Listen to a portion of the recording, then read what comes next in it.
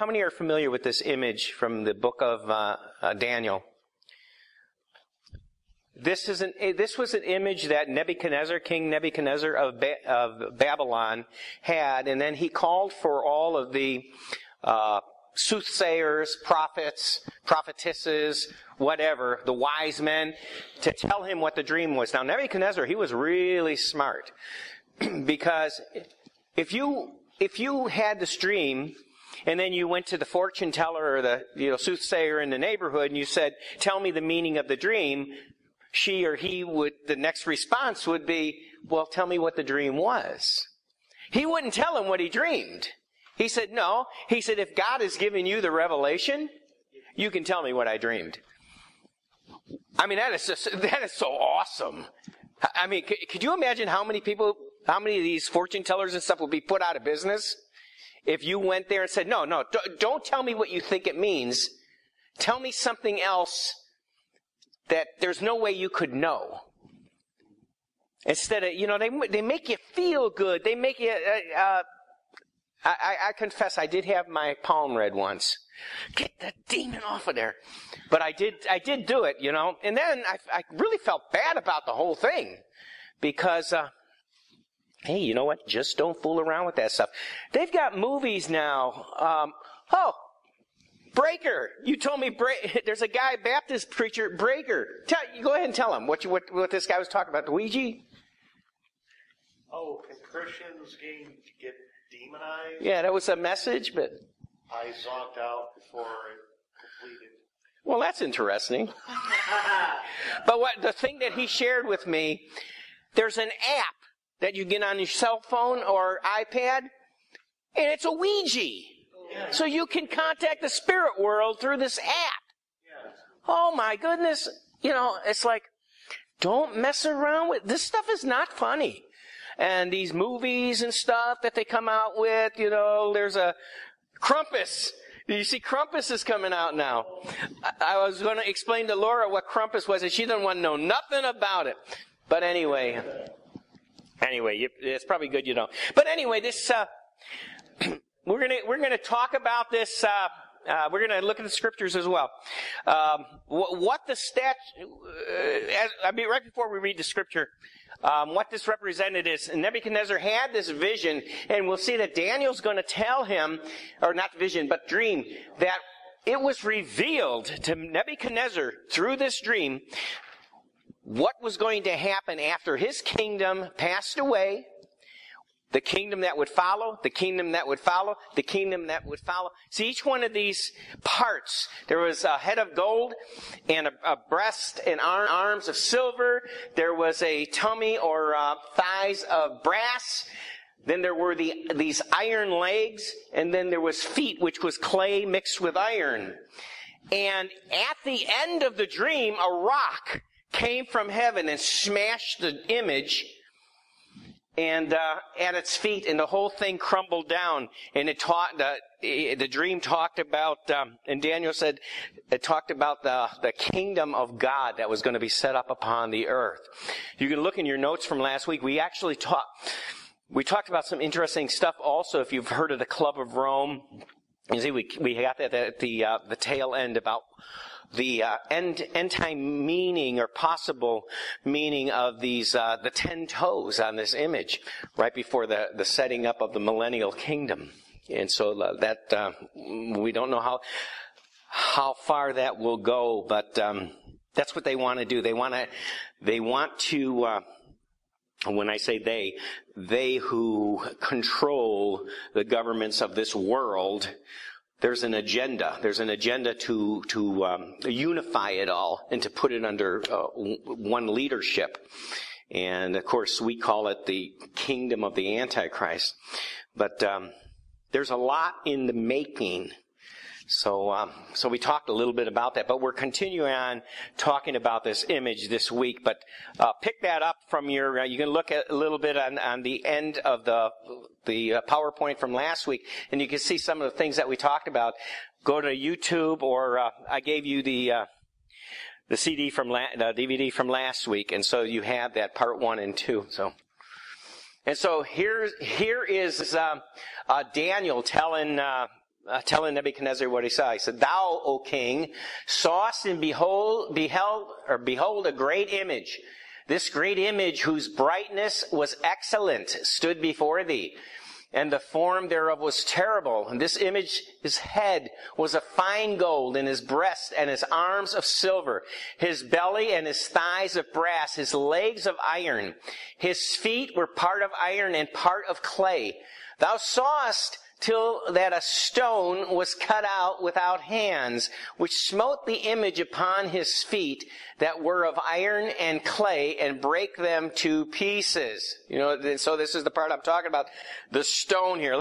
And so you can see what we just read about that. Now, I blacked out the words that were on this image, so it wouldn't really give away what we're going to talk about yet, but so that's why it's black on this side. So we continue reading. Then was because Daniel's continuing to explain what Nebuchadnezzar the king actually dreamed. Now, nobody told Daniel, so it had to be supernatural, right? And right away, he got this far. If Daniel was just making it up, the king would have had him executed, right? I mean, this took a lot of faith. Think about, you're talking to a king. The king of Babylon, the greatest empire in the world at that time. And he asks you, "Can you tell me the interpretation of this dream?" And he says, yes, he can do it because he knows God. Can you imagine if he started just, thinking that he could do it? He wouldn't have never got this far. But anyway, he goes on. Then was the iron, the clay, the brass, the silver, and the gold. Did you also notice that we just mentioned them in reverse? But you notice it started with clay or gold. What's more precious, gold or silver? So it started with gold, went to silver. Then what's more precious, silver or brass? Okay, so it's silver, and then you have brass, and you have iron. Iron is steel, right? That's not really that precious, right? And then you had clay mixed with the iron. Clay is dirt, right? And even the toes. How many toes were there, by the way? 10. Isn't that interesting? There's 10 toes and there's 10 horns on the beast. There's 10 toes on the image. And we know the book of Revelation, John said that there would be, in the last days with Antichrist, there would be these 10 kings. And this image tells of going from the time of Nebuchadnezzar in Babylon all the way down to the end, right before Jesus comes, there will be these 10 toes. So, yeah, there's a correlation, yeah. I thought it was interesting for the toe, the feet mixed with the clay and the iron. It's symbolizing the government trying to strengthen the foundation for their government by having the iron, the strength.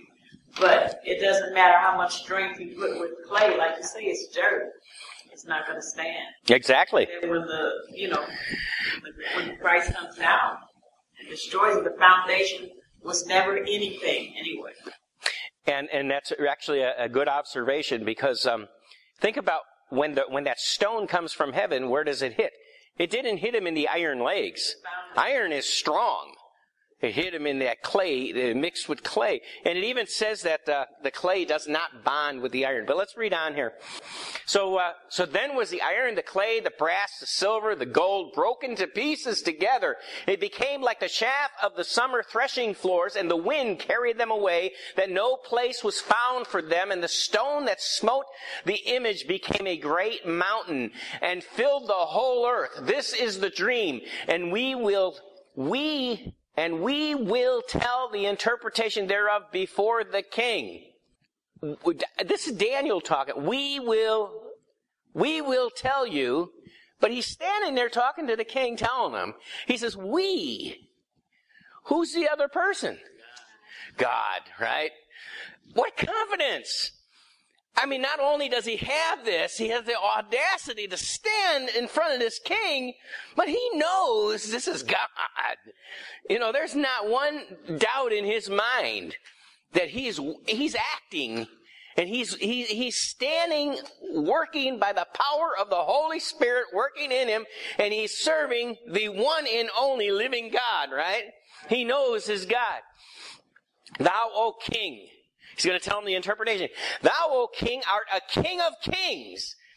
For the God of heaven has given thee a kingdom, power, and strength, and glory. I mean, he first tells him that, hey, you're a great king. But then he reminds him, you're not a great king because you're so great, but God gave you this kingdom. Right? Because really, Nebuchadnezzar didn't know. I mean, he really didn't know that God put him in charge. A lot of these, we already see when we went through some of these emperors, a lot of these emperors in Rome, right? A lot of these guys, they think they're God. I mean, literally. And so he says, God, the God of heaven, and not the gods that you serve, but the God of heaven has given thee a kingdom, power, and strength, and glory. And wheresoever the children of men dwell, the beasts of the field and the fowls of the heaven has he given into thine hand, has made thee ruler over them all. Thou art this head of gold. He's not going to throw him in a fiery furnace for telling him that he's the head of gold, right? But it's just the meaning of the dream. But then he says, and after thee shall arise another kingdom inferior to thee. This probably still sounds good to the king. Hey, I am the head of gold, and no matter what happens after me, it'll be inferior. I mean, what king wouldn't want to hear this, right?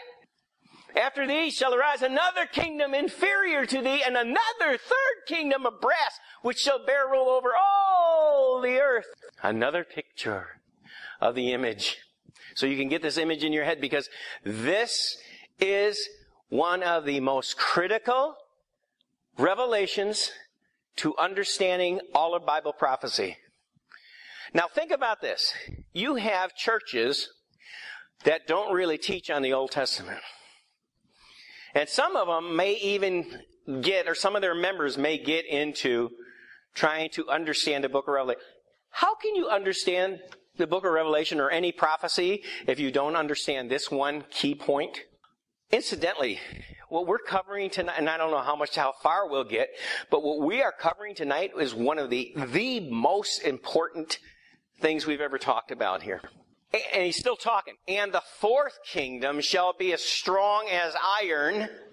For as much as iron breaks in pieces and subdueth all things, and as iron that breaks all these shall it break in pieces and bruise. And whereas thou sawest the feet and the toes, part of potter's clay and part of iron, the kingdom shall be divided. But there shall be in it of the strength of the iron, for as much as thou sawest the iron mixed with miry clay, and as the toes of the feet were part of iron and part of clay, so the kingdom shall be partly strong and partly broken. And whereas thou sawest iron mixed with miry clay, they shall mingle themselves with the seed of men, but they shall not cleave one to another, even as iron is not mixed with clay. And in the days of these kings shall the God of heaven set up a kingdom. See, in the days of these kings shall the God of heaven set up a kingdom which shall never be destroyed. It's got to be Messiah, right? It's got to be the millennial kingdom, or the kingdom of God on earth. And the kingdom shall not be left to other people, but it shall break in pieces and consume all these kingdoms, and it shall stand how long? Forever. Forever. And ever. And ever. I got a good concept of eternity for you. Maybe it's not so good. But somebody told me this one time. I thought it was good. So think about, these, what is that funny looking bird got the big old... Pelican? The pelican, yeah. So here's this pelican. Okay? And this pelican, he has some of, like a Superman ability. He can fly to the sun without getting hurt. Okay?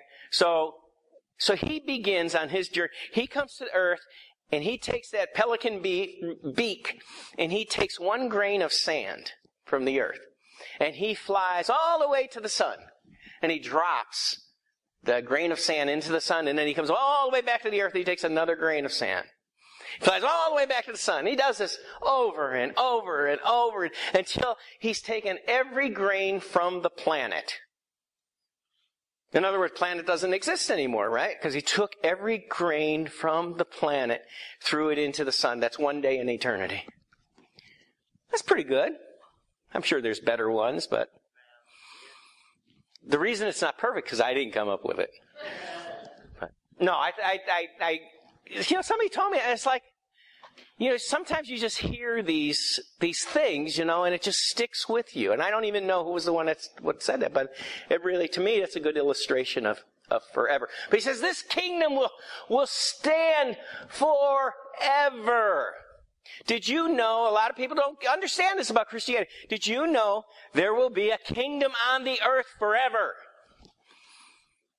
Most people will talk about, in Christianity, about going to heaven and living with Jesus forever.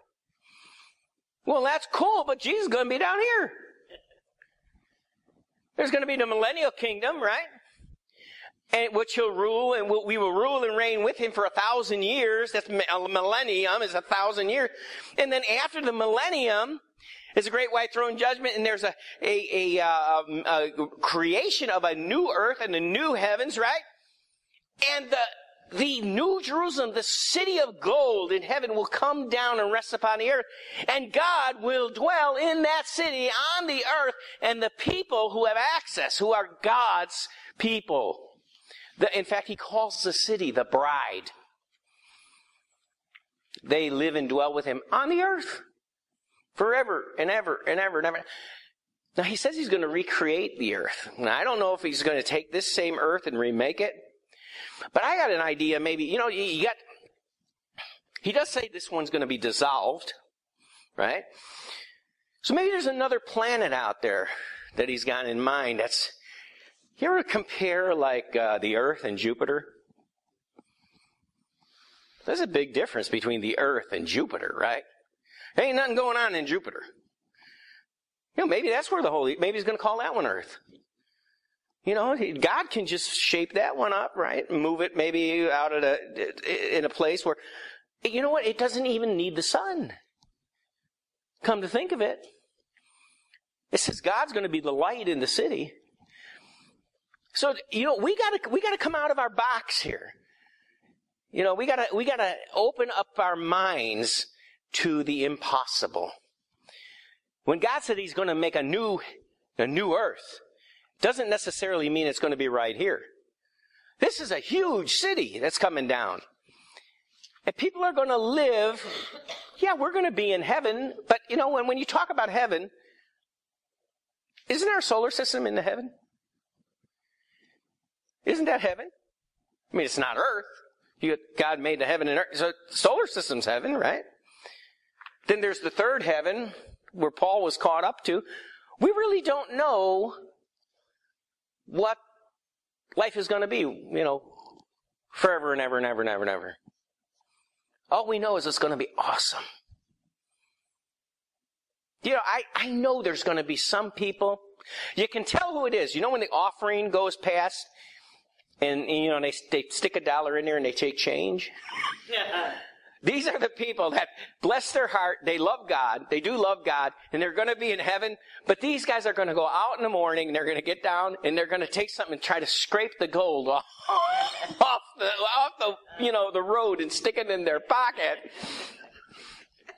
And it's all free, right? But you can tell because, that, they just don't, there's one thing, people can be, very benevolent with their giving, right? And then you can be real stingy with your giving, right? But God still loves you.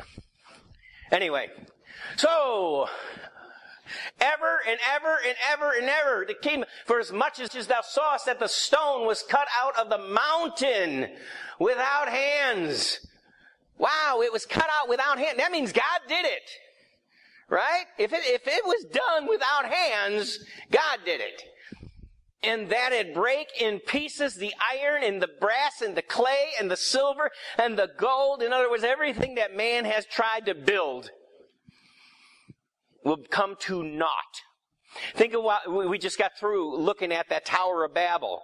The new Tower of Babel, which is located there in Mecca. I don't know how much you were able to hear from Pastor, speaking about it. This actually exists in Mecca, which is the holiest site of Islam. Islam's not like Christianity. Christianity, we go through life, we don't really have to do that much. We just accept Jesus Christ as Lord. For every Muslim, they have to once a year go to Mecca. Or not once a year, but once in their lifetime. It's mandatory, unless for some reason they're disabled or something. They can't get there. But if they can get there, they have to go. This is a great center of commerce. People come from all over the world to worship there. And what a marvelous piece of architecture. It does really speak to the Tower of Babel. Even at the top, you saw the moon, the crescent moon was on top, just like at the Tower of Babel. So, where were we? The great God has made known to the king what shall come to pass hereafter. The dream is certain, the interpretation thereof sure. And now we put some little things together with the image. We have the head of gold. Actually, we know who it is because Daniel said, "This is you." Right? You are the head of gold. So we know he was the king of Babylon. We know Babylon's kingdom was from 606 to 538 BC. And there's another section of scripture in Daniel where these four beasts rise up and they're introduced to us as well. And they correspond. The first one, we have a lion with wings, actually, and we'll get into that, but it corresponds with this head of gold. The next one was the arms and the silver, Medo-Persia kingdom from 538 to 330 BC. We know that because Medo-Persia, even if you look in the Bible, it was Persia that took over Babylon, and there's a beast that'll rise up to equate to that. For the Medo-Persia, which is the bear. And then you have here the brass belly and thighs, which was Alexander the Great's kingdom of Greece from 330 to 160. And we had a corresponding beast. We haven't gotten into this beast yet, but it's a four-headed leopard with wings. And then we have the iron, which is actually, the legs of iron represent the Roman Empire from 160 BC to 476 AD. How many have heard of the fall of the Roman Empire? The Roman Empire fell, and then it came back in the form of a revived Roman Empire, and it was called the Holy Roman Empire. How many have heard of that? A Holy Roman Empire. And of course, the end of the statue, or the image says, the stone cut out of the mountain without hands will come and crush the feet here. So we have these beasts here, Babylon, Medo-Persia, Greece, Rome. Lion, bear, leopard, 10 horns. What does that sound like? Huh? The beast in Revelation. We never pointed this out so far. We've looked at the beast in different aspects. Remember we said they had 7 heads? There's 7 heads there. There's one on the lion. There's one on the bear. There's 4 on the leopard, and there's one on the final one. There's 7 heads. And it also it said it was like a lion. It was like a bear. It was like a leopard. Actually, it had the body of a leopard. It had feet of the bear. I even went as bold as to tell you that he walked around with bare feet. And he had the mouth of a lion. And then he had those 10 horns, right? Now, either I'm absolutely crazy or I'm right. Do you see a link here? I mean, if John was in our time and he was writing the book of Revelation, this would be a URL link. You would click on it and it would come to these beasts, right? And to this statue from the book of Revelation. I mean, that is how certain the connection is. Here's where he introduces these beasts. The image of that we just talked about. This is one of the first major concepts or keys to understanding prophecy. The second one are these beasts. And you notice I have imposed here, like there's a head right next to them, the head of gold. Because I don't want you to forget that there's a corresponding head of gold on that statue that looks like that beast. Incidentally, how many would be interested in coming into contact with that flying lion? How many would run? I think I would. But anyway, here's what he said. Daniel spake and said, I saw in my vision. See, this is a vision Daniel had just for him, for his understanding. He said, I saw in my vision by night, and behold, the four winds of heaven strove upon the great sea. I spoke about what is the great sea. The great sea was always the Mediterranean. Everything was happening around the Mediterranean Sea. The Mediterranean Sea. Also, there is some allusion when it talks about the sea, the sea and the great waves and everything. It can speak of multitudes of people symbolically. But typically, what it's saying is these beasts. When he saw them rise, every one of these beasts, the beasts in John's Revelation and these four beasts that Daniel saw, they all came out of the Mediterranean Sea, by the way. Anyway, he says, there were four winds of the heavens strove upon the great sea, and four great beasts came up from the sea, diverse one from another. Incidentally, did you know in the book of Revelation, in chapter 7, talks about four angels holding back the winds of heaven, and the command, don't injure the earth or anyone on the earth or the grass of the earth or whatever until we've sealed our servants in the forehead. Well, notice that there's a connection here. The four winds of heaven strove. This is connecting with the book of Revelation right there. So right there, that would be another link. And this is how the prophecy works. The Bible does interpret itself, which is good, because there's so many links back and forth to these different prophets. It kind of keeps us on track. Because we have the tendency to say, we can say almost anything. This means this means that. How are you going to know? The way you're going to know is the Bible needs to give us extra information so we're on the right path, right? I mean, I could stand here tonight and tell you that this lion represents Hillary. And you'd go, wow. But there's no scripture to say that lion represents Hillary, right? It might look like Hillary, but that's another thing. But no, I'm just funny. What'd you say? The lion looked better? Well, at least it doesn't look as scary. I did see a newspaper in a store today. At my lunch hour, they had one of these goofy newspapers had a picture of Hillary with these red like a jail suit. Yeah, they're in handcuffs behind bars. Said she's going to prison. So I don't know what the story there was. I didn't pick it up to look at it. But anyway, so the first was like a lion. And we also see that, like I said, the gold head there. The first was like a lion and had eagle's wings, and I beheld till the wings thereof were plucked, and it was lifted up from the earth and made stand upon the feet as a man, and a man's heart was given to it.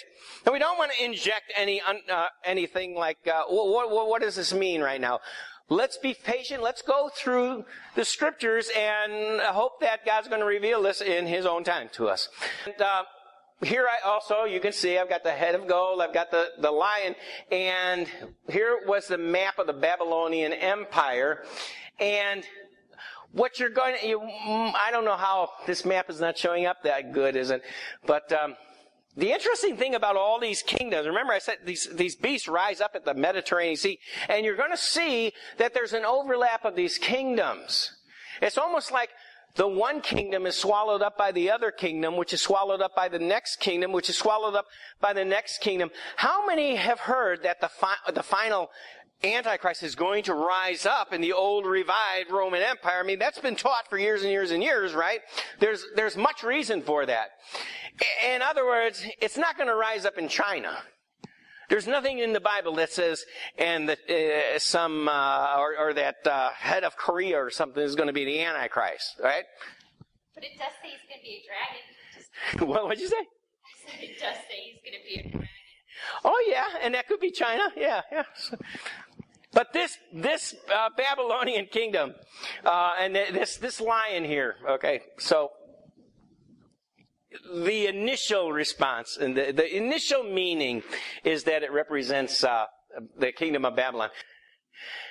And here you see the silver part of the statue there with the arms, and the bear representing the Medo-Persian kingdom. And it says, and behold another beast. Now, again, this is not revealed to the king. It's revealed to Daniel. He saw these dreams. Beheld another beast, a second like to a bear. It raised up itself on one side. The reason is it represents Medo-Persia. There were two kings. They were together in league or covenant. And one, usually like, your right arm stronger than your left arm, or your left arm stronger than your right arm, right? Well, there's nothing different about this image. It had two arms, but one was stronger. Okay, and it says the bear was lifted up on one side. All it means is that one of the kingdoms was greater in power than the other, but they were in covenant together. And they were two. It's the Median Empire and the Persian Empire. They combined together to form the Medo-Persia. Also, there were 3 ribs in its mouth of it, between the teeth of it. And they said thus unto it, arise and devour much flesh. So, obviously, this bear is going to take over the lion. So if I'm going to run somewhere, I think I'll run in the path of the lion. Because the bear is going to kill the lion here. But the 3 ribs in its mouth, if this represents the Medo-Persian Empire, there were 3 kingdoms that were basically taken down by the Medo-Persian Empire, besides just the land, the empire that it took over. And one was Lydia, one was Babylon, and one was Egypt. And that's what's almost all commentators will tell you, that those were the most obvious ribs in the mouth of the bear. And here is the Persian Empire, and if, you can see that it's basically overlapping the same. In fact, what's located right here? This is Euphrates River. This was where the Babylon was. And so you can see Turkey's up here. Remember we talked about the 7 churches. So the area of the 7 churches is right up here. And so you can get some idea here. But the Persian Empire is Iran. Okay, today we call it Iran. And after this I beheld, and lo, another like a leopard, which had upon the back of it 4 wings of a fowl. The beast also had 4 heads. Dominion was given to it. Now we know this is Alexander the Great's kingdom. It's interesting that Alexander the Great, as great as he was, doesn't stand out in this image. What stands out is that there's 4 heads associated with this beast. And the reality is that after Alexander the Great conquered basically the whole known world in just a few years. In fact, how old was he? I think he was only 24 years old or something, where he conquered the whole earth. And then he actually sat down. Historians say he sat down and cried because there was no more places to conquer. And he was so depressed, he drank himself into alcoholism, and I think he ended up dying of that. He couldn't get a liver transplant because he didn't work or live in our day. But the 4 heads are significant because when he passed away, he didn't really have an heir. Usually a king, passes away and his son takes over, right? And it could even be the daughter. It could be not a queen's on the throne. The kingdom was taken over by his 4 generals. So it was split up into 4, and we'll see that later on because we can't get into everything at one time. But that's why there's 4 heads on the beast. And notice dominion was given to it, and if anybody ruled, this Alexander. No, maybe he was 34 years old. I don't know. Somebody could Because I'm thinking that he was about 34 years old, because I think there was a connection between like how old he was and how old Jesus was, but I don't believe I have it in my notes. And here's the Grecian Empire. And you can see it's the same land again, right? So you had the Babylonian Empire, which was taken over the Medo-Persian Empire, which was then taken over by the Grecian Empire. What will follow? All we have to do is look at the image, because Daniel told us. After this I saw in the night, and behold, a fourth beast, dreadful and terrible and strong exceedingly, and it had great iron teeth. It devoured and brake in pieces and stamped the residue with the feet of it, and it was diverse from all the beasts that were before it. And it had, how many horns? It had 10 horns. Right? Okay, so that's the next beast. You notice all of how descriptive this is. First of all, you remember the iron legs. Well, you can see the iron with this beast because he had iron teeth. When I was in the Air Force, I worked in a veterinary clinic, and they were capping the guard dog's teeth with stainless steel caps. So when in the night, when the guard dogs would smile or open their mouth or whatever, the light, wherever the light was, would actually reflect from these canine teeth. They were stainless steel. It's pretty cool, actually. But, what's the question? You got the answer? Alexander the Great was 13 when he became the king, and he fought for 15 years in battle and never lost a single battle, and he died at 32. 33. And how old was Jesus? Okay, 32. So he was a little younger than Jesus. Didn't die the same way. All right, so he's got great iron teeth. It devoured and brake in pieces. Break is just a simple word, has the same meaning as broke. He broke in pieces. He stamped the residue with the feet of it, and it was diverse. The meaning is different. He was different from all the beasts that went before it. In other words, there's something about this beast. And it was diverse from all the beasts that were before it, and it had 10 horns. Okay, so we saw the iron in the legs. We see the 10 horns on this beast. We saw 10 toes on the image, but we haven't gotten to the feet yet, right? So that's kind of interesting. Almost seems like it's out of sync, but it just seems that way. And of course, this was the Roman Empire. And everybody knows that the Roman Empire swallowed up the Greek Empire. In fact, if you remember, who were the tutors throughout the Roman Empire? All the tutors that they had, the slaves that taught in all their family, the rich people, they had tutors that taught their children. And who were the tutors? They were Greeks. Greeks were much more educated. And all throughout the kingdom, they also didn't really have much of a religious system. Their idea of religion was whatever the Greeks had, they just gave them Latin names. They gave them Roman names. So all the Roman gods are the same as the Greek gods. What'd you say? Don't forget the Egyptians. Don't forget there's definitely an Egyptian link, yes. Because the Greek gods actually came from the Egyptian gods, and the Egyptian gods actually came from Babylon. And at some point in time, I hope in the near future, we'll be getting into Babylon the Great. Right?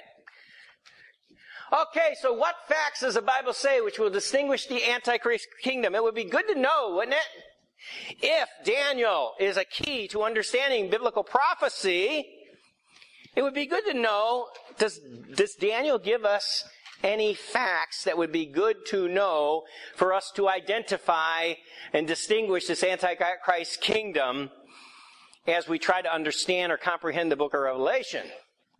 Now we know that it's already significant because we went from Babylon to Rome in what was the empire in the days of Jesus? Rome, right? So we know we're right on target. It's not like we took a right turn somewhere and ended up in Smallville.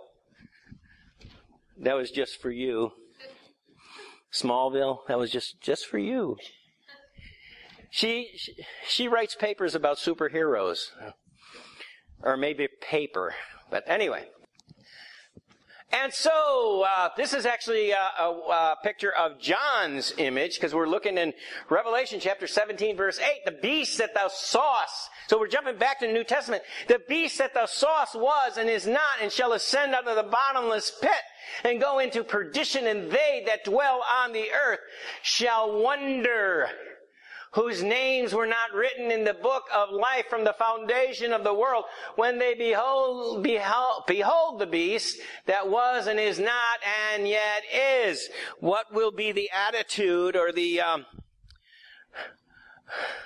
general reaction to the people who are existing in the time of the end, where the Antichrist kingdom rises up in its full power? What would be the general attitude? The response, it's right there. Shock and awe. That's good. They that dwell on the earth shall wonder. They'll be saying, oh, I wonder, wonder who. Okay, so what we got from that, though, we got a piece of information. It's got to be a worldwide power of some sort, right? In other words, it's not going to be the kingdom of Madagascar. Right? Good night. It's only 9 o'clock, right? Okay. It says 10 o'clock. You're trying to crimp my style here. So it's a worldwide power. And we read from Revelation chapter 13, verse 4. And all, how many? All. How many is all? All. Is it more than a lot? It's all. All, okay. All that dwell upon the earth shall worship him, whose names are not written in the book of life of the Lamb slain from the foundation of the world. Tells us a lot here. When was Jesus slain? Who was slain? Jesus was slain, right? He's the Lamb. Foundation of the world. From the foundation of the world. In other words, it wasn't like God got to the point in 33 AD and said, man, everything I've tried to do has gone wrong. I got to come up with a plan of salvation. Oh, maybe if I kill my son. No, that's not what. Slain from the foundation. In other words, you know, foundation of the foundation of the world means before Adam and Eve were put on it. So it kind of answers the question when people say, oh, if God knew what was going to happen, why didn't he put that snake in the garden? Why did he, he knew man was going to sin. You'd say he knew man was going to sin. I don't think he knew God was. God knew what was going to happen, but he had to let it run its course. Right? Just because rotten things happen in this world doesn't mean God doesn't care about it. He's fixing it. It just takes time. But I think this is interesting. When was the Lamb slain? Where did God have this idea? From the foundation of the world. By the way, who's the creator? Who? God? Yeah. But it also says Jesus is actually the creator of this universe that exists. So he was there in the beginning, at the foundation of the world. He was there, and he created a universe in which the plan was to kill him. He was always in agreement with the plan. He knew from the time he made Adam and Eve, he knew before that Adam was going to fail him, that Eve was going to fail him. He knew the serpent was going to sneak in the garden and beguile him. He knew everything. He knew, and he knew what he was going to do and when he was going to do it. Right? Jesus came, he was born at the right time. Did you know, just like he knew all that, he knew you'd be sitting here tonight. Right? He knew what you'd be thinking about. I don't know what you're thinking about. You're probably thinking, I wonder when we get to go home. No. Okay, so from the foundation of the world, and they worshiped the dragon, which gave power unto the beast, and they worshiped the beast, saying, who is like unto the beast? Who is able to make war with him? What's coming out in this passage? What are they doing to the beast? Huh? They're doing what? Glorifying. They're glorifying him. What's another word begins with a W? Worship. They're worshiping him, right? So he must be not only a world power, he's got to be some sort of religious beast. You don't just, if you worship something, it's religion. They even say atheism is a religion because they're worshiping their own philosophy. Even though they say there's no deity, but they still worship. It's still a religion. It's what they believe. They're worshiping their own thing, right?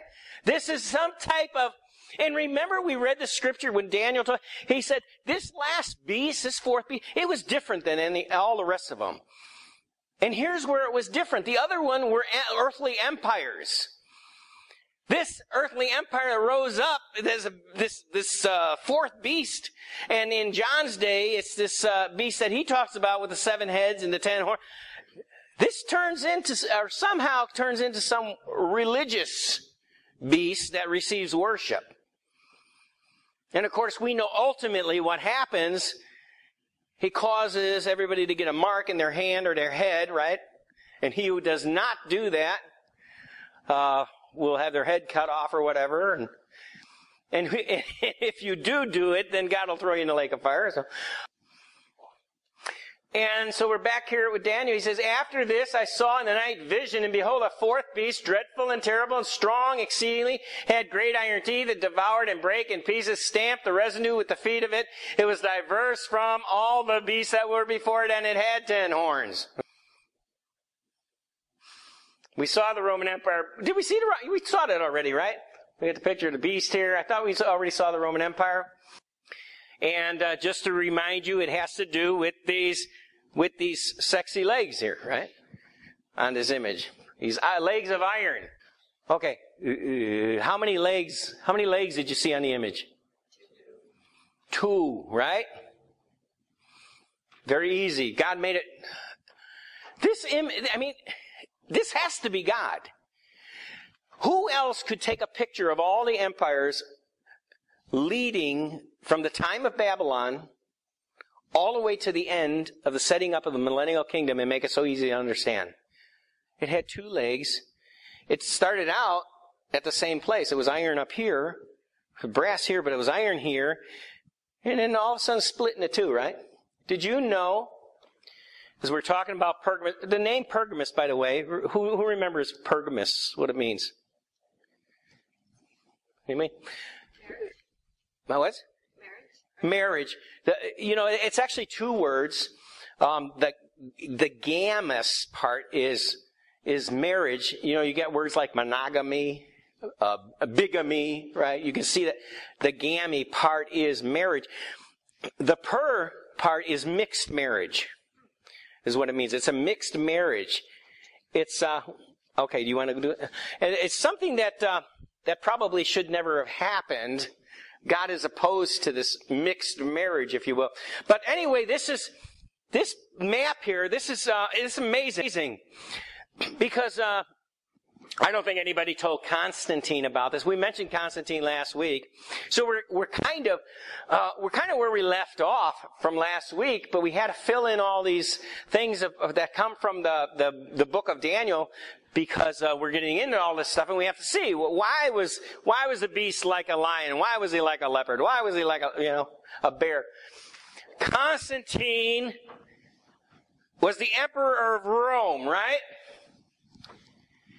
And Constantine decided, how many hills, by the way, how many hills was the city of Rome built on? 7 hills. Constantine chose a place where there were another 7 hills where he could build a second Rome, because he was going to divide his kingdom. He came to the conclusion, if he was going to rule this empire, the empire was so large that he needed help. And so he set up another throne in Constantinople. I don't know if you can read that here today. It's called Istanbul. It's in Turkey. Remember I mentioned Turkey before. I said, how relevant is Turkey in Bible prophecy? It's really relevant, right? In fact, those 7 churches were all located in Turkey, right? So Constantine actually moved his throne over to Constantinople, and he appointed the Bishop of Rome to be kind of like his cohort in ruling the empire. Now, before that, the Bishop of Rome was the Bishop of Rome. He didn't really have any special privilege of any other bishop. He wanted to, but Constantine actually divided the empire himself. And so we see the two legs forming. There's actually, when you talk about, and historically, when you talk about the Roman Empire, you talk about the East and the West. It actually did divide into two different empires. And we see those legs again, but so we have these two legs, which Daniel tells us, but now we have another revelation. John's given us another injection of the meaning of the prophecy. What's going to happen next? This beast, the second beast, rises up. Remember how many horns did he have? And we said horns represent kings, right? Or kingdoms. You see this second Rome, or this second beast, bears two horns on his head, which actually represents the dividing of this power, this Roman kingdom. Remember, we talked about this, actually we've mentioned it, I think, the last few times, but where did the beast get his power? The dragon. What were you going to say? The throne. From the throne. Well, Pergamus is where the seat of Satan is, right? Yeah. But yeah, we showed that one. In fact, we showed that one picture where it's like, I like it because it's like the dragon is going like zap. And he like zaps this image of this beast. And if you look at it close, there's like this energy field around the beast. The artist just captured it. But it's amazing that here's these two horns on this beast. It really shows us the division, right? And remember, it's not the first beast that was really the religious beast so much. I mean, they had their imperial worship of the emperors, but when this second beast comes along, he had all the power of the first beast. When Constantine moved his throne to Constantinople, it was an interesting name, by the way. Where did you think he ever came up with a name like Constantinople? Constantine, right? Yeah, Constantinople. That'd be like you would call your kingdom the John. Yes. Throne. The throne. Yes, I love that. Oh, so here we have this introduction of this beast. And behold, another beast coming up out of the earth. He had two horns like a lamb. But remember, you can always identify him. He's not a lamb. He spoke like the dragon. And the dragon is the one who gave him his power and his seat and great authority. Now, we spoke about this. I actually are going to read something to you about this. But this is Constantine, actually, when he becomes the emperor. Now, nobody saw this. Nobody else saw this in the sky. But he claims it happened. So all we know is he said it happened. Now, I will tell you this about Constantine. From what I understand, his father really had become a Christian. And he told Constantine that God blessed him because he blessed the Christian God. I'm not so sure that Constantine ever did become a Christian. He claimed that he did.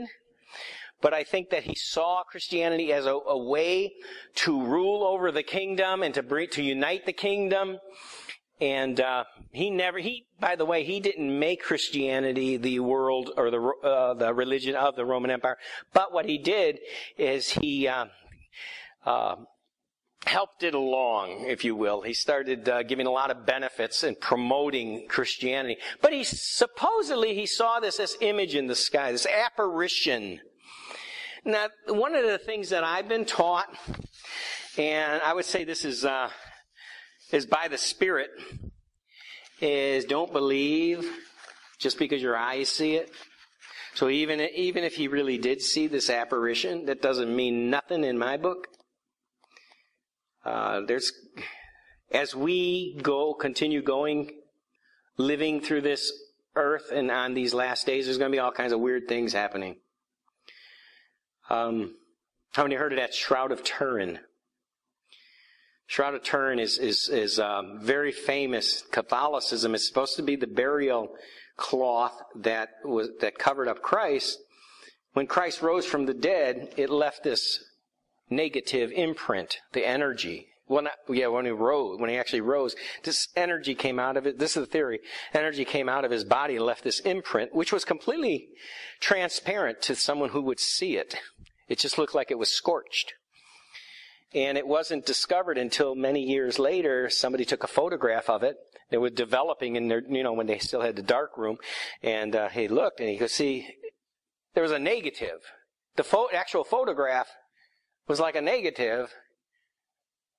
Or he could see this imprint, this image of Jesus on the negative. That's what it was. He took the picture, and you couldn't really tell from the picture, but when he went to develop it, he developed the negative, and there was supposedly this image of Christ, which was caused by the energy leaving or emitting from Christ's body. Now, I don't know if it's authentic or not. All I know is that a whole bunch of scientists have investigated it. Some still think it was a fraud, but they can't explain to this day how it was done.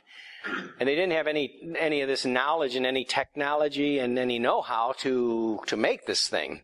And it still amazes the world. But ever since I heard about this thing, and I saw this one video on it, and they actually took by way of computer, they took this image from this cloth, and they through some program they made it into a 3D image. And from that 3D image, they have a blueprint. They would say they know exactly what Jesus looked like, and they could use that as a map or a blueprint to make an image of that which they think actually represents what Jesus looked like. Now, is there possibly a group of people in the world that would love to bow down to an image like that of what Jesus really looked like? The other thing is, if it's authentic, there's blood. Jesus' blood is on his wrists, and he's on his brow, and he's got these wounds all in the same place, in the right place. And if you watch any television at all about the police force, you know about forensics, and you know that today you can take blood. And from that blood, you can get the DNA. And from the DNA, you could actually put that DNA into another cell, and you could mass produce that. And we've come so close, we've actually cloned animals. Nobody knows if an actual human being has ever been cloned. But right away, I had this idea. Now, I'm not saying it's from God. I'm just saying, beware. It's quite possible from this cloth they could clone the body of Christ. But it wouldn't have a soul. Oh, but didn't I read somewhere where something jumps into the Antichrist about 3.5 years later? But I mean, it would have to have something in it to get up and motivate, brain power. To Yeah. do anything, from infant on up. But did you ever see those cartoons where there's like this body and there's like a little guy driving it inside the... What about Iron Man? Iron Man could run that thing, right? The wires, Yeah. I'm not saying that's going to happen. I'm just saying beware, right? Beware. Yeah. Maybe this is a Jesus that says that he's not the son. He's not really the Son of God. Yeah, because Muslim prophecy says that the Mahdi, when he comes, which is as far as our book is concerned, he really seems to answer to the Antichrist. But he says that the Muslims say that Jesus is going to come right next to him and say that he's not the Son of God, just like you said. So maybe that's where he'll come from. I don't know. I'm just throwing it out. It's just a thought. Let the thought go and come. And, it's like we all have thoughts. It doesn't mean anything. But this apparition happened, supposedly. And so Eusebius, we talked about Eusebius. Eusebius was a church historian. He wrote 10 famous volumes of church history. And so he wrote this about this. Life of Constantine. He says, Eusebius gives us historical account of the famous vision which the emperor saw, which was destined to change the history of the church forever. This vision is followed up by a visitation of Christ himself and a vivid description of the sacred labarum, or standard of Constantine. Now this is quote right from him. Accordingly, he called on him with earnest prayer and supplications that he would reveal to him who he was and stretch forth his right hand to help him in the present difficulties. This is Constantine, right? He wants to rule the empire with God's help. And while he was thus praying with fervent entreaty, a most marvelous sign appeared to him from heaven, the account of which it might have been hard to believe had it been related by any other person. So what Eusebius is saying is, anybody else told me this, I wouldn't believe it, but the emperor himself saw this, and I know the emperor wouldn't be lying about this, because he's a Christian. But since the victorious emperor himself, long afterward, declared it to the writer of this history when he was honored with his acquaintance and society, and confirmed his statement by an oath, who could hesitate to accredit the relation, especially since the testimony of after time has established its truth? He said that about noon, when the day was already beginning to decline, he saw with his own eyes the trophy of a cross of light in the heavens above the sun, bearing the inscription, "Conquer by this." At this sight, he himself was struck with amazement, his whole army also, which followed him on the expedition, and witnessed the miracle. This actually, he says the army witnessed the miracle, but how did they witness it? It reminds me of, when Apostle Paul was struck blind with the image of light, and God actually spoke to him, but nobody really heard it or saw anything. Only Paul did. So you had to take his word for it, right? So something very similar had to happen to Constantine, according to what Constantine said. Well, did it really happen? I don't know. You got to either believe Constantine or not. And so he said, moreover, that Constantine said this: he himself doubted within himself what the import of the apparition could be. So he didn't even know. And while he continued to ponder and reason on its meaning, night suddenly came on. Then in his sleep, Christ of God appeared to him with the same sign which he had seen in the heavens, and commanded him to make a likeness of the sign, or that sign which he had in the heavens, and use it as a safeguard in all his engagements with the enemy. This might sound pretty awesome, and maybe it did happen the way it's being described. But I'm reminded, when I read this and I think about this, I'm reminded of some other apparition who brought another sign, the sign of the rosary, and said to pray like this, and that she would bring salvation to the whole world if they would say her rosary.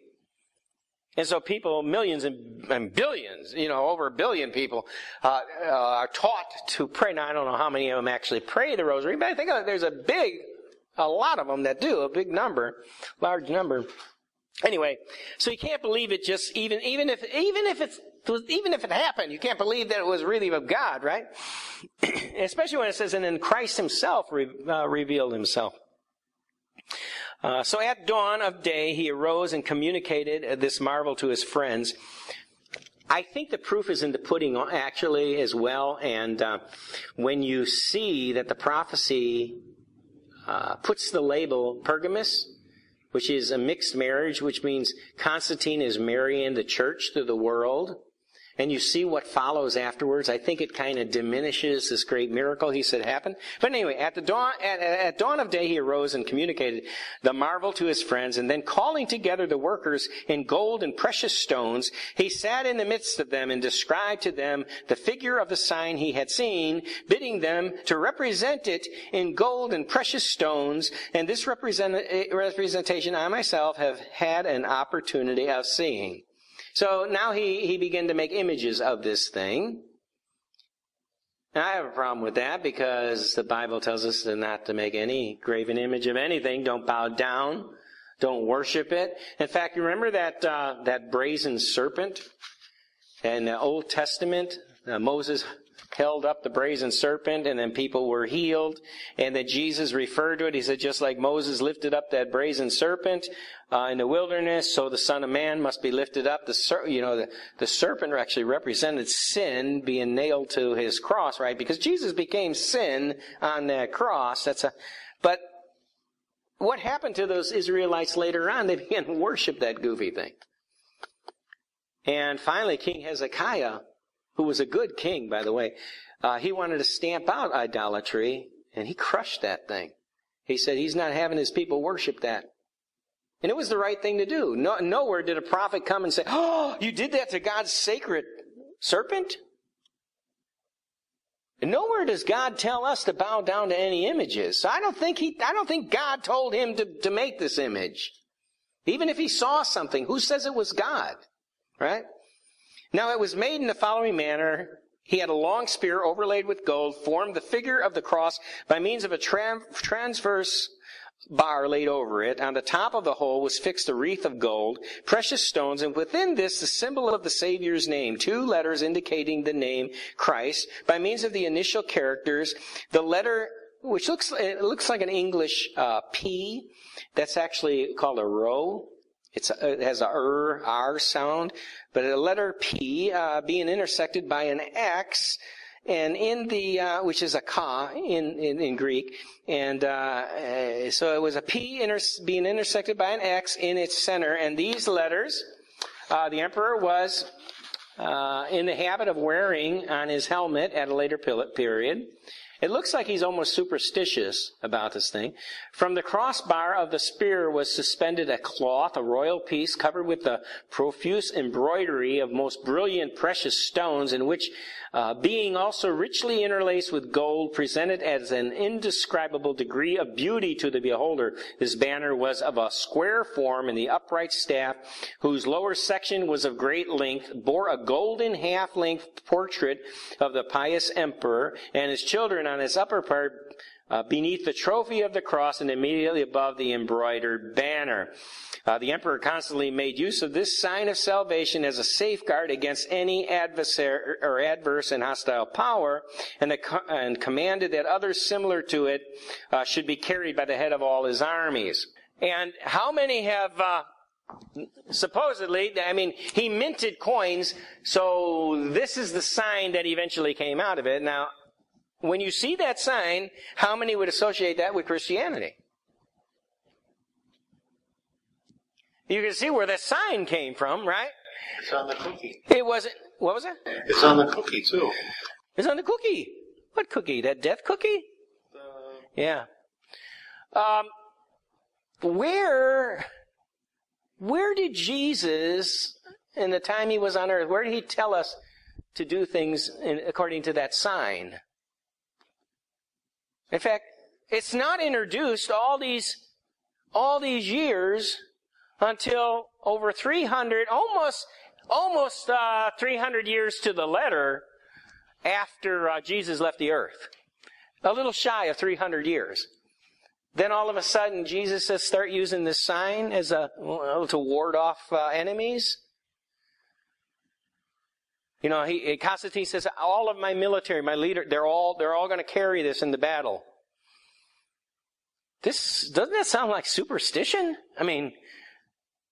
To me, that doesn't sound like God, but it sure does seem to introduce the church into idolatry. And so this is what we see. This is the very beginning of it. It gets worse next church. Oh my goodness. Oh my goodness. It gets worse and worse, but we're not talking about next church. But this is the beginning of it. And you can actually see this all over the church here. And let me see, where's a good ending place? This would probably be just as good to end here. You know what? Let me read this one last slide, and then we'll go ahead and call it quits for tonight.